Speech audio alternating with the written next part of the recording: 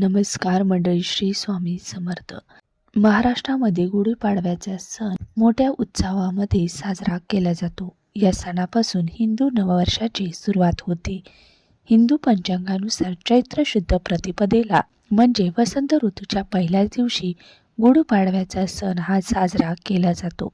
यंदा गुरुवार 19 मार्च 2026 या दिवशी गुढीपाडव्याचा सण साजरा होत आहे. गुढीपाडव्याचा दिवस हा 3.5 मुहूर्तापैकी एक असल्यामुळे या दिवसाकडे अतिशय शुभ दिवस म्हणून पाहिले जाते. या दिवशी शुभ मुहूर्तावरती सोने खरेदीला विशेष असं महत्त्व असतं. मराठमोळी माणसं या दिवशी घराबाहेर समृद्धीचे प्रतीक असलेली गुढी ही उभारत असतात. यावेळी खास पारंपरिक पोशाखामध्ये पूजा अर्चा देखील करत गुढी उभारली जाते. असा विश्वास आहे की गुढी उभारल्याने वाईट आत्म्यांना दूर ठेवता येतं आणि तुमच्या जीवनामध्ये नशीब आणि समृद्धी येत असते. गुढीपाडवा हा 3.5 मुहूर्तापैकी एक शुभ मुहूर्त असल्याने या दिवशी नवीन घर खरेदी करणे किंवा वाहन खरेदी करणे, वास्तू खरेदी करणे, नवीन व्यवसायाची सुरुवात करणे यासारखी कार्य जी आहे तर ती आवर्जून केली जातात. कारण की हा दिवस अतिशय शुभ मानला जातो. त्याचबरोबर या दिवशी सोने खरेदी करण्याला देखील अनन्यसाधारण असं महत्त्व दिलं जातं. पण ज्यांना सोने खरेदी करणं शक्य नसेल त्यांनी या शुभ मुहूर्तावरती गुढीपाडव्याच्या दिवशी म्हणजे गुरुवारी आलेल्या 19 मार्च दिवशी आपण गुढीपाडव्याच्या दिवशी सोन्याहून मौल्यवान अशी एक वस्तू जी आहे तर ती खरेदी करून आणायची आहे. तुम्ही घरात खरेदी करून आणल्याने तुमच्या घरामध्ये पैशाचा ओघ हा वाढेल. आर्थिक समस्या संपूर्णपणे नष्ट होतील. देवी लक्ष्मी जी आहे तर ती घरामध्ये स्थिर स्वरूपामध्ये वास्तव करेल. तर ही कोणती वस्तू आहे, ती वस्तू नेमकी तुम्हाला कुठे ठेवायची आहे, त्या वस्तूवरती तुम्हाला कोणती सेवा करायची आहे, अशी संपूर्ण माहिती आपण आजच्या या व्हिडिओमध्ये पाहणार आहोत. त्यामुळे हा व्हिडिओ शेवटपर्यंत नक्की पहा. चैत्र महिन्यातील प्रतिपदा तिथीला गुढीपाडव्याचा सण हा साजरा केला जातो. यावर्षी गुढीपाडवा हा गुरुवार दिनांक 19 मार्च 2026 रोजी साजरा केला जाईल. हिंदू पंचांगानुसार चैत्र शुक्ल पक्षाची प्रतिपदा तिथी 19 मार्च 2026 रोजी सकाळी 6:52 वाजता सुरू होत असून ती दुसऱ्या दिवशी 20 मार्च रोजी पहाटे 4:52 संपणार आहे. त्या तिथीनुसार 19 मार्च हा दिवस गुढी उभारण्यासाठी निश्चित करण्यात आला आहे. दिवशी सकाळी 6:26 सूर्योदय होईल, तर दुपारी 12:04 पासून ते 12:53 पर्यंत अभिजित मुहूर्त राहणार आहे.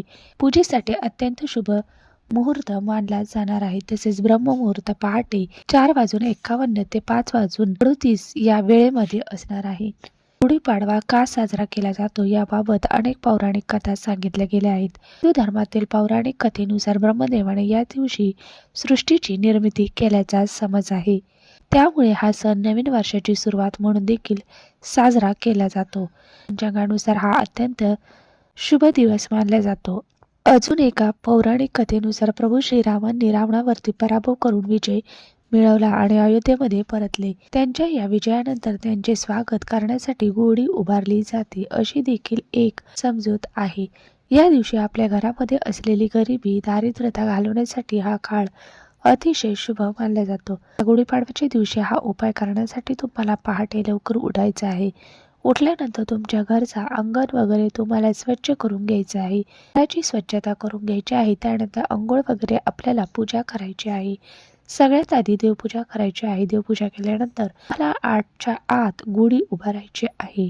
घरातील गुढी जी आहे तर ती पारंपरिक पद्धतीने बांबूद्वारे तयार केली जाते. त्यावरती चांदी, तांबे किंवा पितळेच्या तांब्या उलटा ठेवला जातो आणि त्यावरती स्वस्तिक तयार करून केशरी रंगाच्या कपड्याने तसेच लिंब आणि आंब्याच्या पानांनी आणि फुलांनी सजवली जाते.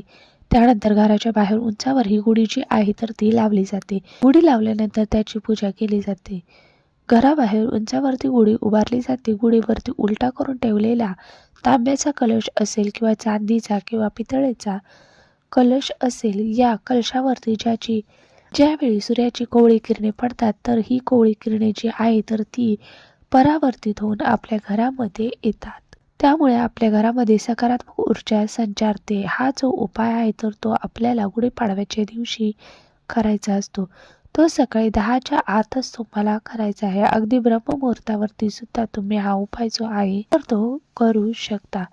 ब्रह्ममुहूर्तावरती केलेली कोणतीही सेवा देखील खूप खूप फलदायी ठरत असते. त्यामुळे ब्रह्ममुहूर्तावरती शक्य झालं तर त्यावेळेस करा किंवा मग तुम्ही सकाळी 10च्या आत हा उपाय जो आहे तर तो करू शकता. सकाळच्या वेळेस आपण ज्या वेळेस आपल्या घरासमोर गुढी उभारतो त्यावरती सूर्याची कोवळी किरणे पडतात. तर ती कोवळी किरणे त्यावरती ठेवलेला जो कलश असतो तर त्यामध्ये ती सगळी ऊर्जा समावली जाते. त्यावेळेस सूर्यास्तानंतर ती गुढी आपल्या घरामध्ये आपण आणतो, तीच ऊर्जा आपल्या घरामध्ये येत असते. म्हणूनच आपल्याला हा जो उपाय आहे तर तो सकाळी 10च्या आतच करायचा आहे. सांगितल्याप्रमाणे ब्रह्ममुहूर्तावरती केला तर उत्तमच राहील, कारण की ब्रह्ममुहूर्तावरती साक्षात परमेश्वराचं वास्तव तुमच्या घरामध्ये असतं. आता याच वेळेमध्ये हा उपाय करण्याचं कारण म्हणजे जे काही शुभयोग तयार होत असतात तर ते देखील याच वेळेमध्ये तयार होत असतात. त्यामुळे या वेळेमध्ये तुम्ही काही उपाय जरी सेवा घरामध्ये जर केले तर त्याचं तुम्हाला शुभ फळ जे आहे तर ते मिळत असतं. घरामध्ये सकारात्मक परिणाम जाणवतात. त्यामुळे हा उपाय सांगितल्याप्रमाणे सकाळी 10च्या आत तुम्हाला करायचा आहे. आता या उपायासाठी जी काही वस्तू आहे तर ती आणखी तुम्हाला आणायची आहे. ती वस्तू म्हणजे कमळाचे बीज. कमळाचं बीज जे आहे तर ते तुम्हाला कुठल्याही फुलाच्या दुकानामधून मिळून जाईल. फुलं सुकलेली नाही तर ओलं कमळाचं बी आपल्याला जे आहे तर ते आणायचं आहे. ज्यापासून कमळाचं फूल तयार होतं ते बीज आहे तर ती खरेदी करून आणायचं आहे. तर पहा, गुढीपाडव्याच्या दिवशी सोनं चांदी जे आहे तर ते आपण दिवसभरामध्ये कधीही खरेदी करून आणू शकतो. परंतु हे जे बीज आहे तर ते तुम्हाला गुढीपाडव्याच्या दिवशी मिळेलच असं नाही. त्यामुळे मग तुम्हाला जर आदल्या दिवशी किंवा एखाद्या फुलवाल्याच्या दुकानामध्ये तुम्ही गेलात आणि तिथे तर तुम्हाला हे कमळाचे बीज जर मिळालं तर ते तुम्ही अगोदरच्या दिवशी किंवा कधी तुम्हाला शक्य होईल त्यावेळेस तुम्ही खरेदी करून आणू शकता. कारण की गुढीपाडव्याच्या दिवशीच आपल्याला त्यावरती सेवा जी आहे तर ते करायचे आहे. त्यामुळे गुढीपाडव्याच्या अगोदर तुम्ही हे खरेदी करून आणलं तरी देखील चालेल. त्या दिवशी खरेदी करून आणावं असं काही नाही.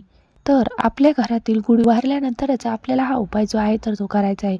त्यासाठी आपल्याला देवघरासमोर बसून हा उपाय करायचा आहे. सकाळीच आपल्याला देवपूजा केलेली असणार, देवघरातील दिवा प्रज्वलित असणार, पण आपल्याला एक धूप अगरबत्ती देखील लावून घ्यायची आहे. कोणतीही सेवा ही अग्नीच्या साक्षीने आपण करत असतो. आता हा जो दिवा आहे तो आपण प्रज्वलित केलेला आहे, दिवसभर सुरूच राहील याची काळजी आपल्याला घ्यायची आहे.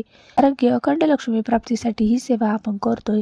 त्यामुळे ही जी वस्तू आहे तर ते आपण कमळाचे बीज आणलेले आहे आणि तर दिवसभर देवघरामध्ये आपण ठेवणार आहोत. यासाठी देवघरातील दिवा जो आहे तर तो अखंड सुरू असायलाच हवा. आता त्यानंतर आपल्याला हे जे कमळाचे बीज आहे तर ते घ्यायचे आहे, ते एखाद्या तांब्यामध्ये ठेवायचे आहे. त्यावरती पाण्याने, पंचामृताने, परत पाण्याने आणि पंचामृत नसेल तर दुधाने अभिषेक घालायचा आहे. त्यानंतर कमळाचे हे बीज आहे तर ते स्वच्छ धुवून पुसून घ्यायचे आहे आणि परत तांब्यामध्ये किंवा तुम्ही एखादी छोटीशी प्लेट देखील घेऊ शकता आणि त्या प्लेटमध्ये तुम्हाला हळदी कुंकू अर्पण करायचे आहे. त्यांच्या मदतीने तुम्हाला एक स्वस्तिक हे शुभ चिन्ह काढायचं आहे. स्वस्तिक हे काढल्यानंतर त्यामध्ये 4 बिंदू देखील आपल्याला द्यायचे. साईडला 2 रेषा देखील द्यायच्या आहेत आणि स्वस्तिक हे शुभ चिन्ह काढल्यानंतर त्यावरती आपल्याला मूठभर अख्खे तांदूळ टाकायचे आहे, ज्याला आपण अक्षता असं म्हणतो. तुटलेले फुटलेले तांदूळ नसावेत, तर इतर उपायासाठी वापरलेले तांदूळ नसावेत. चांगले नवीन असे तांदूळ आपल्याला घ्यायचे आहेत. आपल्या घरातील धान्यातील मूठभर तांदूळ तुम्हाला घ्यायचे आहेत. मूठभर तांदळावरती आपण जे काही स्वस्तिक वरती आपण ठेवलेले मूठभर तांदूळ आहे त्यावरती हळदी कुंकू व्हायचं आहे. त्यावरती तुम्हाला एक पिवळा किंवा लाल रंगाचं कापड जे आहे तर ते ठेवायचं आहे. अगदी छोटंसं कापड जे आहे तर ते देखील तुम्ही ठेवू शकता. छोट्याशा कापडावरती आपल्याला अंतरल्यानंतर त्यावरती हे कमळाचे बीज जे आहे तर ते तुम्हाला ठेवायचे आहे. सोबतच आपल्याला अजून 2 वस्तू त्यामध्ये ठेवायच्या आहेत. त्यामध्ये तुळशीची वाळलेली काडी आणि आपल्याला या बीज जे आहे तर ते तुळशीच्या वाळलेल्या काडीसोबत ठेवायचे आहे. तुळशी आहे तर ती देवी लक्ष्मीचं स्वरूप मानले जातं. भगवान श्री हरी विष्णूंना देखील तुळशी अतिशय प्रिय आहे. त्यामुळे तुळशीची ही सुकलेली काडी आपल्याला सोबत ठेवायची आहे. त्यासोबतच आपल्याला 7 अख्खे मिरे ठेवायचे आहे. जे स्वयंपाकघरामध्ये मसाल्याच्या पदार्थांमध्ये मिरे असतात ते 7 अख्खे मिरे आपण त्यामध्ये ठेवायचे आहेत. मिरे कशासाठी ठेवायचे, तर मिरे जे आहे तर ते आपल्या घरामधील नकारात्मकतेला घरामध्ये प्रवेश करून देत नाही. त्यामुळे या 2 वस्तू कमळाच्या बी सोबत आपल्याला कपड्यावरती ठेवायचे आहे. आता या सर्व वस्तू तुम्हाला हळदी कुंकू अर्पण करायचे आहे, अक्षदा फूल व्हायचं आहे, धूप दीप ओवाळून घ्यायचं आहे. आता या सर्व वस्तूंना आपण अभिमंत्रित करायचं आहे. तर जी प्लेट आपण घेतलेली आहे तर ती तुम्हाला उजव्या हातामध्ये पकडायची आहे. त्यावरती आपण हे सर्व साहित्य ठेवलेले आहे. ती उजव्या हातामध्ये पकडल्यानंतर तुम्हाला 108 वेळा गायत्री मंत्राचे पठण करायचं आणि त्यानंतर तुम्हाला 1 वेळा विष्णू सहस्त्रनामाचं पठण करायचं आहे. बघा, विष्णू सहस्त्रनामाचं पठण करणं शक्य नसेल तर तुम्ही कनकधारा स्तोत्राचं पठण करू शकता. तुम्ही श्री सूक्तमचं सुद्धा पठण करू शकता. दोन्हीपैकी कोणतीही एक सेवा आपल्याला जी करायची आहे. गायत्री मंत्रासोबत तुम्हाला विष्णू सहस्त्रनाम किंवा कनकधारा स्तोत्र किंवा श्री सूक्त ही सेवा केल्यानंतर या ज्या वस्तू आहेत तर त्या अभिमंत्रित होतील. त्यानंतर तुम्हाला देवघरासमोर बसून देवी लक्ष्मीचा फोटो किंवा मूर्ती असेल तर तिथे या सर्व वस्तू ठेवायच्या आहेत. आता देवघरामध्ये दिवसभर ही वस्तू ठेवल्यानंतर देवघरातील दिवा जो आहे तर तो अखंड सुरू राहील याची काळजी आपल्याला घ्यायची आहे. एखाद्या वेळेस वाऱ्याने वगैरे दिवा जो आहे तो विझला तर मनामध्ये कोणतीही शंका न घेता पुन्हा प्रज्वलित करायचा आहे. अशा प्रकारे दिवसभर म्हणजे सायंकाळी लक्ष्मी येण्याची जी वेळ आहे तेव्हापर्यंत तुम्हाला ही जी वस्तू आहे तर ती लक्ष्मी देवी समोर ठेवायची आहे. त्यानंतर दिवे लागणीला आपण त्यावेळेस परत या सर्व वस्तूंना धूप दीप ओवाळून घ्यायचा आहे. त्यानंतर ज्या कापडामध्ये आपण या सर्व वस्तू ठेवल्या त्याची एक पोटली आपल्याला तयार करायची आहे आणि ही जी पोटली आहे तर ती आपल्याला आपल्या घराच्या मुख्य प्रवेशद्वार जे आहे तर तिथे ही पोटली बांधायची आहे. आपल्या घराच्या मुख्य प्रवेशद्वाराच्या आतल्या बाजूने ही पोटली बांधायची आहे. घरामध्ये आर्थिक स्थैर्य राहावं, देवी लक्ष्मीची कृपा आपल्या घरावरती राहावे म्हणून देवी लक्ष्मीला प्रिय असणाऱ्या यामध्ये ज्या वस्तू आहेत तर त्या भगवान श्री हरी विष्णूंना देखील प्रिय असतात. त्यामध्ये आपण कमळाचं बीज ठेवलेलं आहे, त्याला आपण कमळ बीज देखील म्हणतो. तर या कमळाचे बीज जे आहे तर ते साक्षात देवी लक्ष्मीचं स्वरूप मानले जातं. त्यामुळे या बीजांसोबतच आपण तुळशीची सुकलेली काडी ठेवलेली आहे. हे जे लक्ष्मी मातेचे एक स्वरूप आहे आणि त्यासोबत 7 अख्खे मिरे ठेवलेले आहे जे घरामध्ये सुख समृद्धी आता यासोबत नकारात्मकतेला नष्ट देखील करतात, घरामध्ये प्रवेश करून देत नाही. या तिन्ही वस्तू आपल्या मुख्य दरवाजावरती जर बांधल्या तर पैशाचा ओघ जो आहे तर तो आपल्या घरामध्ये वाढतो. वर्षभर आपल्या घरामध्ये कधीही पैशाची कमतरता भासत नाही. एवढा हा प्रभावी उपाय आहे, नक्कीच करून पहा. यासोबतच जर तुमच्या व्यवसायाच्या ठिकाणी तुम्हाला ही पोटली बांधायची असेल तर ती पोटली अशाच प्रकारे अभिमंत्रित करून घ्यायची आहे. तुम्ही तुमचा कुठे व्यवसाय असेल तर त्या ठिकाणी तिथे या प्रकारे तुम्ही ही जी पोटली आहे तर ती बांधू शकता. घरामध्ये जर बांधायची असेल तर घरामध्ये वेगळी आणि व्यवसायाच्या नोकरीच्या ठिकाणी बांधायची असेल तर तिथे वेगळी तुम्हाला पोटली तयार करून वेगळं बीज खरेदी करून आणावा लागेल. तर ही जी वस्तू आहे तर ती तुम्हाला गुढीपाडव्याच्या अगोदर तुम्हाला जेव्हा वेळ मिळेल त्यावेळी तुम्ही ही जी वस्तू आहे तर ती खरेदी करून आणू शकता. कोणत्याही फुलाच्या दुकानामध्ये किंवा नर्सरीमध्ये तुम्हाला ही जी वस्तू आहे तर ती सहज मिळून जाईल. तुमच्या घरातील लक्ष्मी जी आहे तर ती स्थिर राहावी, अखंड राहावी यासाठी गुढीपाडव्याच्या शुभ मुहूर्तावर हा उपाय आपल्याला करायचा आहे.